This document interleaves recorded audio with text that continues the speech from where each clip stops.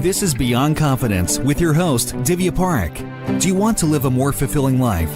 Do you want to live your legacy and achieve your personal, professional, and financial goals? Well, coming up on Divya Parekh's Beyond Confidence, you will hear real stories of leaders, entrepreneurs, and achievers who have stepped into discomfort, shattered their status quo, and are living the life they want. You will learn how relationships are the key to achieving your aspirations and financial goals. Moving your career or business forward does not have to happen at the expense of your personal or family life, or vice versa. Learn more at www.divyaparekh.com, and you can connect with Divya at contact@divyaparekh.com. This is Beyond Confidence, and now here's your host, Divya Parekh. Good morning. It's Tuesday, and of course, I'm thrilled to be here with you all. And just want to share thank you for those who have got our books, especially the most recent one, the AI Agency, because AI is here to stay. And not only that, AI is also coming for the corner office. It was first we were talking just about the layoffs, but now we are finding that a lot of CEOs are being booted out of companies. So if you're looking to stay at the front edge of AI and you're ready to keep your soul, then this book is for you. So thank you to those who have picked our books and left us a review. Thank you. And without further ado, let's bring in our guest. Welcome, Juergen. Thank you. Thanks. Really appreciate to be invited to the show, and welcome to all the listeners. Well, thank you for that. So let me ask you this. Do you recall a moment from your youth or from any part of your life that left a very positive mark on you? That left a very positive mark on me. That is a very good question. I think what I always liked was when I was able to provide an environment where people could thrive. So an area that really is still in my mind is when, somebody left my team to join another company, and 5 years later he called me up and said, look, I enjoyed working in that environment so much that I want to come back. I want to come back to the team, to the environment. And he said he believed that I was part of creating that environment where they could really do a fantastic job and enjoy time while doing a good job. Yeah, no, that's powerful. And here's the thing, so many times we do hear, like if you look at different studies, that so many people leave their jobs because of their bosses. And to hear that somebody wants to come back to the company because of you, how rewarding that is. So tell us your journey into the corporate management. Originally I started my journey as a techie. I studied microelectronics and wanted to become an inventor, a developer of great things. And then during university studies, I worked for a small software and hardware development company that, was around the corner and was able to finance my studies. And finally, I stayed for 12 years in that company. We grew from, I think, initially when I joined, we were 12 people only. And then when I left after 12 years, it was a 150, 160 people company. So I learned a lot. And this was my start moving away from just tech to seeing other business functions. And I moved then into sales, marketing, and operational leadership. So after those 12 years, I've seen a number of bigger and smaller companies. I've worked in companies as big as Oracle, massive company, but also for mid-sized tech companies in the range between, I would say, 1.5 and 6,000 people. And I learned a lot during that journey. But what I've also seen is that most companies are struggling with the same things, basic principles, and also with an organizational structure that is not really supportive of the great people that they're working with. So this is really now becoming my passion, really to work on helping companies to build better organizations where people can really thrive and have fun on the way. I'm really passionate about that. Hmm. So you brought up a good point that most organizations keep on doing wrong things that are similar across different industries. So can you shed some light as to what are some of those things? Yeah, a classical one is an organization that is built like a machine, the classical matrix or siloed organization where you have a global sales function, a global marketing, a global customer success, a global product development arm, and they have different KPIs. And Hmm. instead of working together towards a shared vision, they're working against each other. They're blaming each other because they need to fulfill on their KPIs. And KPI tracking becomes more important than really serving customers. And I think this is becoming even more relevant when you look at the recent development of AI, right? So I see a lot of companies under pressure implementing AI into their organizations, and they are signing up for big AI contracts. But since the organization is not right and people are not really working together, they cannot figure it out themselves. So typically, what I see is very minimal improvements with AI. And if you just imagine for a moment, you would have a company that is more working like an organism instead of a machine. So you would really treat this as, oh, we have great people. Now we are adding greater tools. So we should be able to build something amazing and to be really an amazing company. But instead, if you're just looking at, oh, I can save cost by implementing AI, and I still keep this kind of structure that is not really a people-centric structure where you don't trust anyone, the benefits of AI will be minimal. You're absolutely spot on about that because if you're not fixing the foundation, no matter, let's just kind of take an example of a house. If you don't fix the foundation, and no matter how strong of pillars, stainless steel pillars, or anything that you're using, something happens, if the house is shifting or settling, things will go south. It will break. So the band-aid philosophy doesn't work. And most of the companies are definitely going there, like, oh, in the rush of being AI native, in the rush of being AI first. They're not looking at where to implement, how to implement. So you talked about something very powerful. You said about working like an organism. So going from silos to being that collaborative collective, what is the path to that? So the number one, in my view, is having a shared vision. So Mhm. if you just have a vision that is marketing speech and doesn't inspire anyone, it's worthless.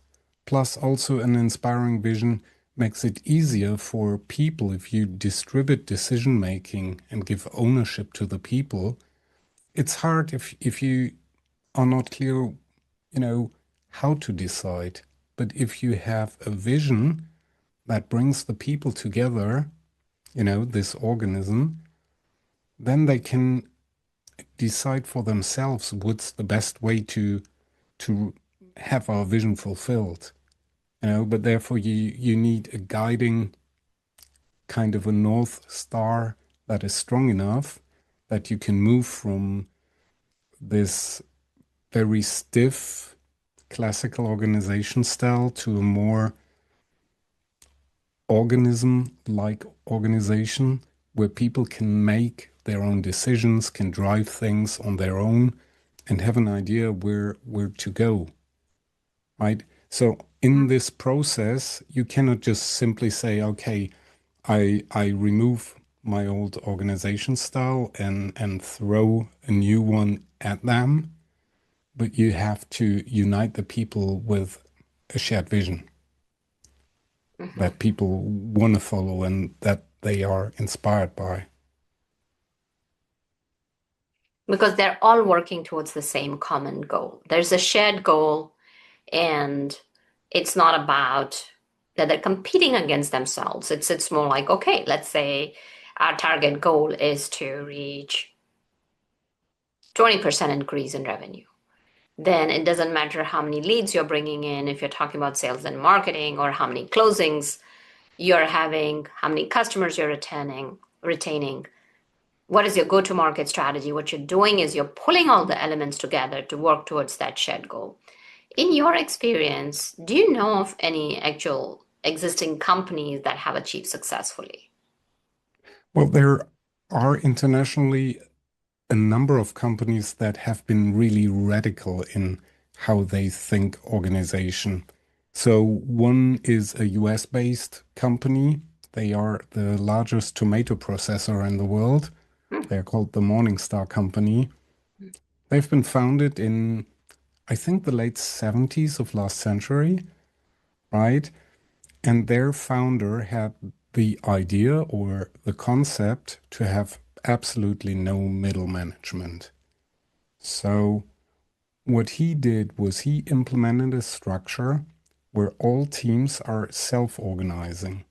So they make the decisions. There's no approval workflows.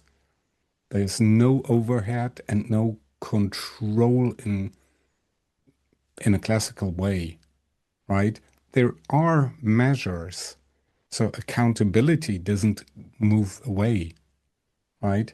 But the people in those teams, they are accountable for the results. And, I personally, and, I was fascinated when reading more into that. They have been so when they started, everybody was thinking, this doesn't work, right? But reality is, until today, they are the most successful company in their space. And other companies followed that, like a Chinese company called Heya. They have been in financial trouble, not doing well. So they brought in a new CEO. And this CEO restructured from a matrix organization towards a self-organizing team structure where there's almost no middle management. And as a result, they did a fantastic turnaround, right? They are highly profitable now, and they took over the home appliance business of GE Home Appliance, General Electric. I mean, this is really proof that, if you're building companies more around people than around processes and hierarchy and control, that the results will show up. And one thing I also, you mentioned revenue, right? I think most companies look at revenue as a goal. I believe revenue is an outcome of great people working towards a shared goal. It's not a goal itself, right? If you, like Amazon, if your vision is to provide the best customer experience in the world, right? That is a goal. And that goal will help you to grow, and revenue will be an outcome and profit will be an outcome. But it's not the goal in itself. Absolutely. Because unfortunately, with the stock market in the US, a lot of companies are thinking short terms, that how did they perform every quarter? And the reports are coming out, and that seems to be the driver. But as you mentioned, that if we look for more towards a goal that addresses the causality, like, for example, if you're not getting good customer service, people are going to be moving away from your company. So if you address that satisfaction and bring meaning to the employees, you are going to have increase in revenue as a side product. Yeah. So we've talked about that as an example of what is wrong or what is not aligned in the companies. Now, talking about the alignment, so many companies, whether it's operations or even anything else, people keep on setting meetings. I keep on hearing from my clients over and over again that their biggest energy drain are the meetings. What are your thoughts on that? Yeah, 100%. And same happened to me. In my last corporate job, I was spending probably on an average week 25 hours minimum in alignment and reporting meetings, right? And I felt I felt so useless, right? Mhm. Because all the time I spent in those meetings, and those meetings weren't really driving anything new, not solving any customer issue, not providing anything towards customers. They were more collecting KPIs, Mhm. right, to report them upwards, and then aligning on things that were not aligned. But it was not working meetings towards something we want to build. So that was really, really frustrating. If I feel myself, I'm I'm very busy, but I feel like I'm not really contributing much to the success of the company, right? Because it's just reporting. So for me, this is really tough, and this is an element of, as you mentioned, if you're spending all your time in meetings, if they would be productive and you would be sitting together to brainstorm on how to solve a problem, great. But if it's just to meet, to align, and to report, it's frustrating. Yeah, absolutely. So, what are some successful workarounds that? What it needs is a lot of courage because it needs to break the mechanism of command, control, and fear-based leadership. So it really needs leaders to step up. And I haven't been always great at that, right? So it took a lot from me to say no, less KPI calls and more we go to a place, an offsite meeting for 2 days. We take our challenges, put them on the table, and we will not leave the room until we have an idea how to solve them Mhm. collectively as a team, because we all have different views. Nobody, not me, not any other manager, not any portion of the team would have the full view, the full picture, and nobody could develop a solution on their own. So really getting together, putting everything on the table, sorting it out, running a workshop on, you know, how could we how could we do things differently and how could we solve together the most challenging issues that we have? And then go away with a clear commitment, an idea how to solve that, and a clear commitment of the team to do this together. I think that is the biggest change you could have. Absolutely. And one thing that you mentioned, and I've seen that with several of my clients also, that if you're going off site, you're not being interrupted by your routine, whether it is Slack messages, emails, or Teams, whatever tool that you're using. And also, there is that outcome that you're looking forward to that we're not getting out till we get this resolved. So you're not just kind of pushing it off to next meeting, next meeting, next meeting, because that continuity can create that dependency. So you talk about KPIs and outcomes and outputs. Tell us, how do you differentiate between them?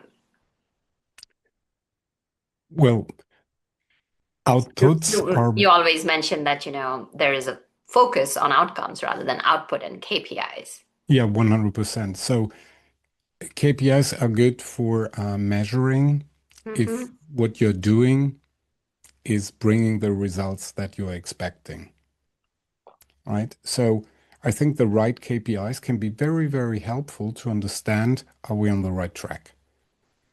The difference between outputs and outputs are how busy you are. You know, let's say your job is creating marketing materials, right?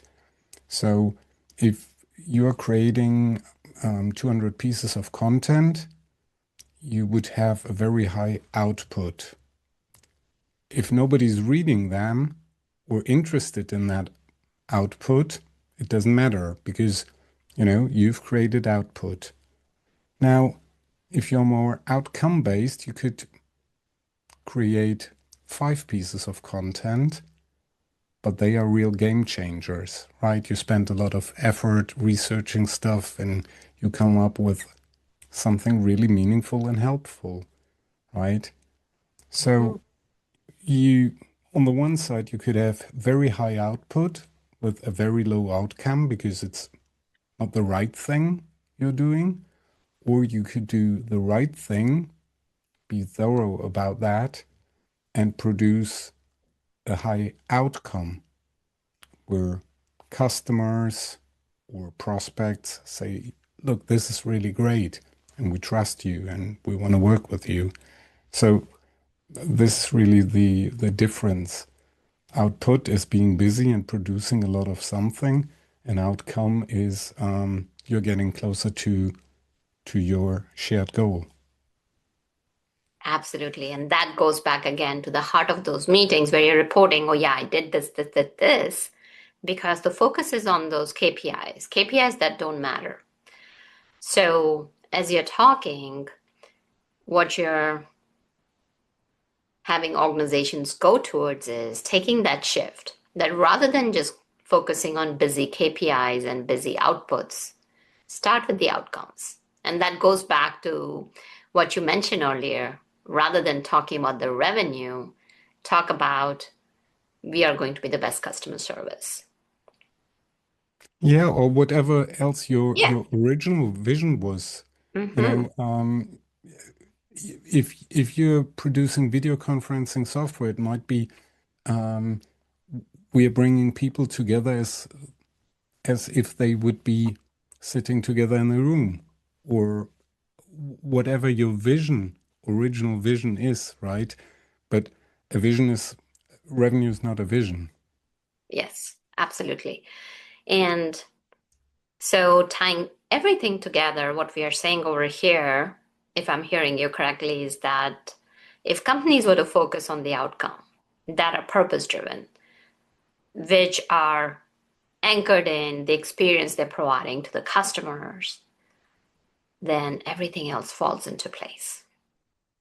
Yes, strongly believe in that. And on top, I think that would make implementing AI much, much easier. Hmm. Absolutely. So now you talk about the leadership operations. We have touched on a few things. What are some of the other things that companies can put into place so that it brings in accountability along with engagement and success?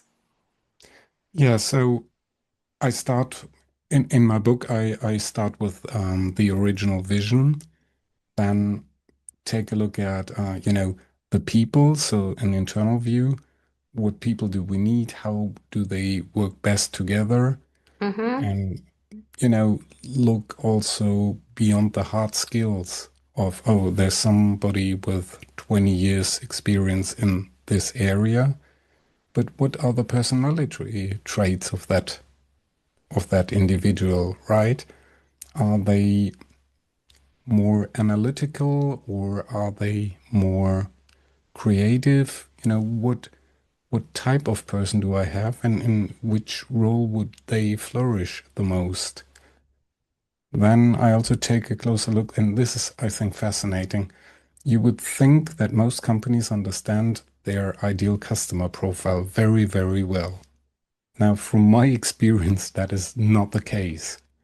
So an ideal customer is not the customer you wish for, but it's the customer that has the most benefit out of your product or service, right? They love it.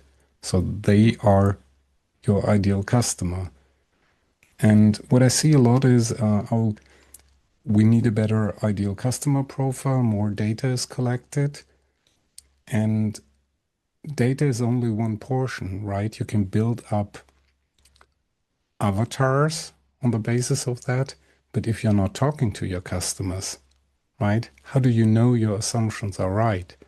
So what I see a lot is that you have huge data sets on customers and prospects, and millions are spent on analyzing that, but there's no time and money to talk to your customers, which is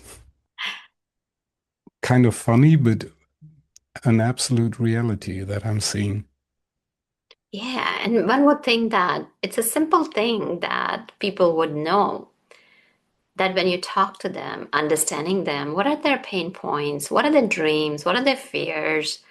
What are some of the hurdles that they have faced before with the other brands? What are the desires? What do they want? And that goes back to the heart of what you said, that it's about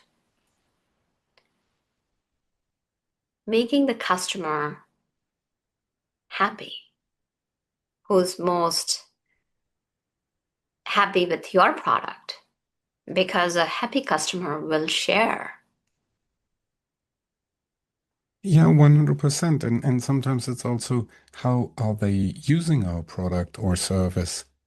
Our assumption might be totally wrong, right? If I'm selling you something, you might be, you know, you might like the product or service, but maybe, you know, the way you consume is totally different from my original assumption. So I better learn on why you feel this is of value to you.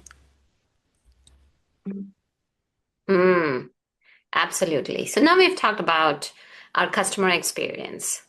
Coming back to you are a huge proponent for investing in people. And I'm totally 100% behind that because when you invest in people, they definitely rise up to the challenge. Now, that said, there can be issues in hiring. So, what are some of your experiences in hiring the right talent? So one is they have to love what they are doing, right? If people just come for the money and don't enjoy Hmm. the role, then it's a difficult thing. I also think if you're just looking at past experience and not spend a great deal of time on finding out what their talents are. So are they good at communicating or are they better in analyzing numbers, right? Then really finding that out, understanding your candidates, and then putting them in the right role. I remember I've made a mistake in the past where you know, I was looking for a sales manager, right? And that person was very bright person. He understood our solutions immediately in the first conversation. So I was fascinated, right? He could tell me immediately the ins and outs of our solutions. He had done his research. He was ambitious and very talented and bright guy. But, what I overlooked is, you know, he was not a people person. So having him in a customer facing role was absolutely the wrong thing to do. People didn't want to work with him. He was much better in understanding things quickly. So I should have hired him for an internal role, but not for a customer facing one. Hmm. And this is something I figured out later on, and there was big regret because he Mm, didn't feel comfortable in his role because he was not successful. mhm. And my expectations on him were tough because he just couldn't become successful in what he was supposed to do. Then how did you deal with that situation? So we had a long conversation, and I remember that meeting vividly. It was locally, we were sitting in a room, and he felt uncomfortable because he knew he was not delivering what was expected. So, but he was expecting me to blame him and to criticize him. And I said, look, what I realized is so things are obviously not going the way we both Hmm. want. And what I see is you have big talents in this area, but you're not that talented in the other area. And there's no value, there's not higher value in one or the other. But I think you're completely in the wrong role.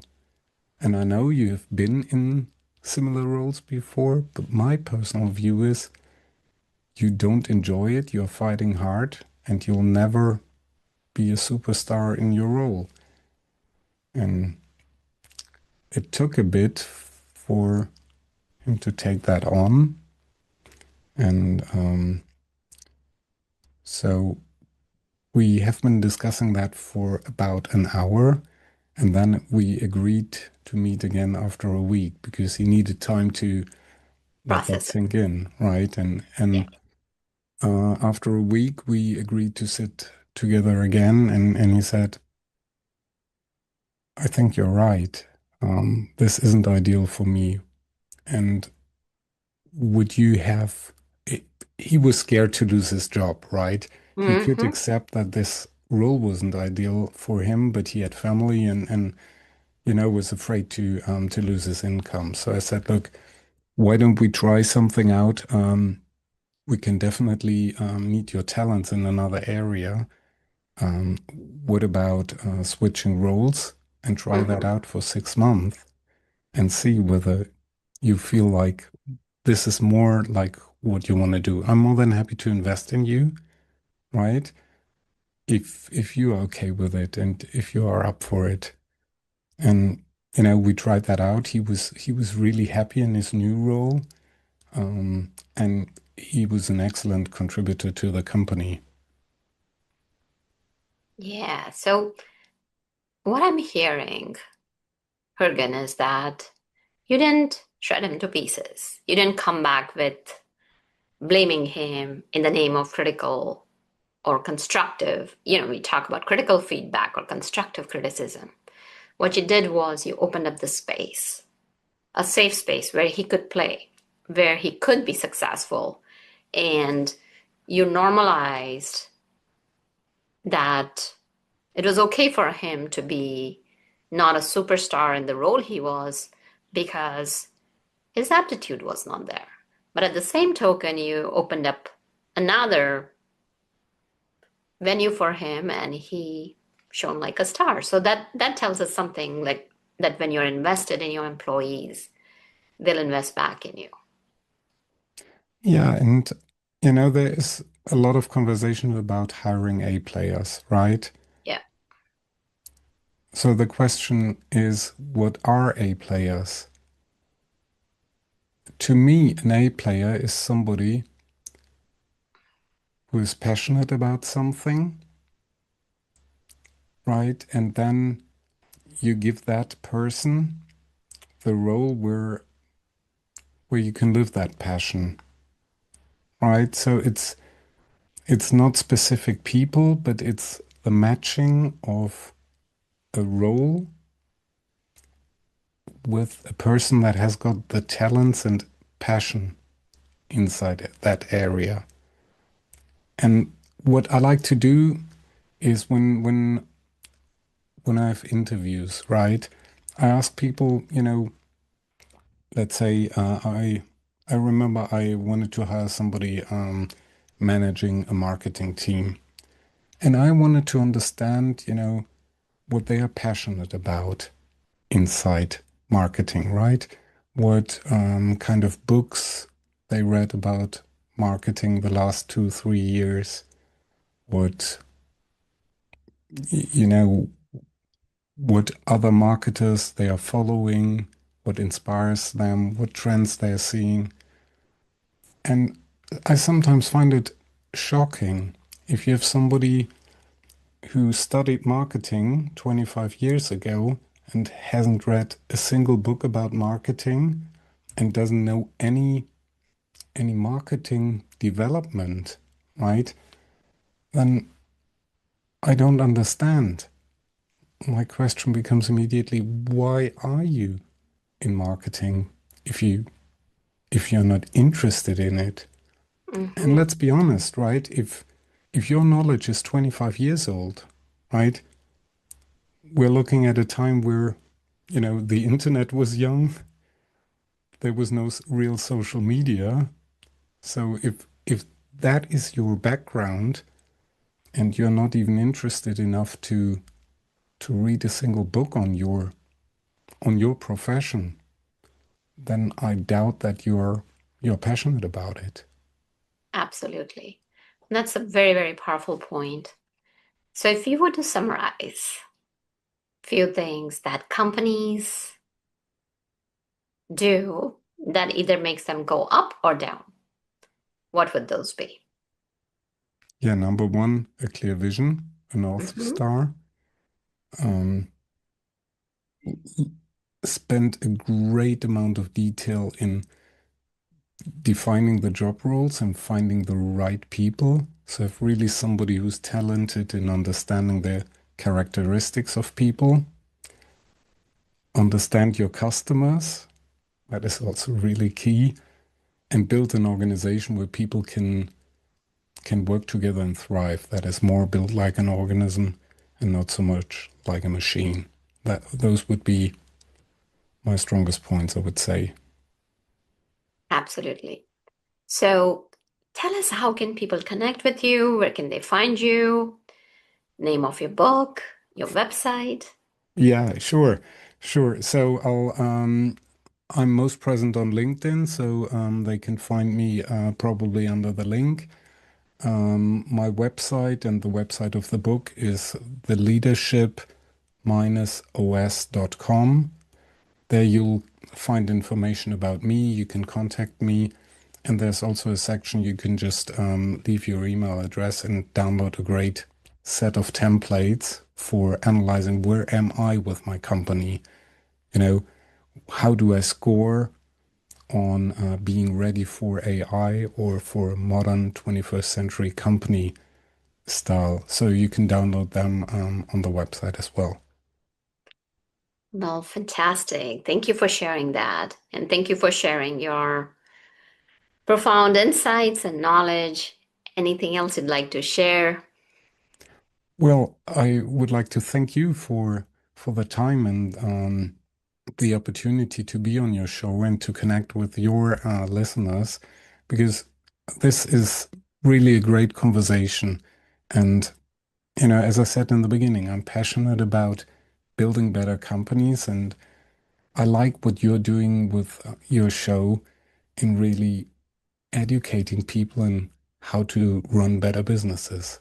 So really, thank you. And I enjoyed the conversation a lot. Absolutely. My pleasure. So thank you, listeners, for being part of our show, because without you, the show would not be possible.